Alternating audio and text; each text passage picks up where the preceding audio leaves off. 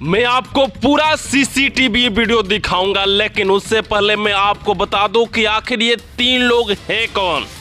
तो दोस्तों बता दो कि आकांक्षा दुबे को जिस प्रकार इस दुनिया से हटाया गया है, तो कहीं न कहीं बॉलीवुड के तरह भोजपुरी में भी एक नेपोटिज्म वाला जो रूल था यहाँ पे भी अप्लाई होने लगा।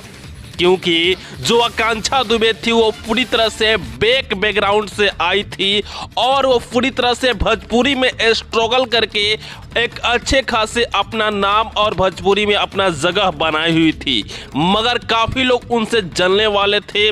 और ये जो मामला बताया जा रहा है, लव का मामला बताया जा रहा है, मगर इसकी जांच बिहार पुलिस कर रही है और बिहार पुलिस पर हमें पूरा भरोसा है कि जल्द से जल्द जांच करके जो सीसीटीवी वीडियो वाला पूरा वीडियो है जल्द से जल्द सोशल मीडिया पर डालेगी। और हाँ दोस्तों, अगर आप सभी चाहते हैं कि आकांक्षा दुबे को जल्द से जल्द न्याय मिले, इसकी मिस्ट्री है वो सुलझे, तो प्लीज आप सभी इस वीडियो को लाइक करके इस वीडियो को अपने दोस्तों में शेयर कर दे। और जो लोग अभी तक चैनल को सब्सक्राइब नहीं किए, प्लीज चैनल को सब्सक्राइब कर दे। Thank you so much.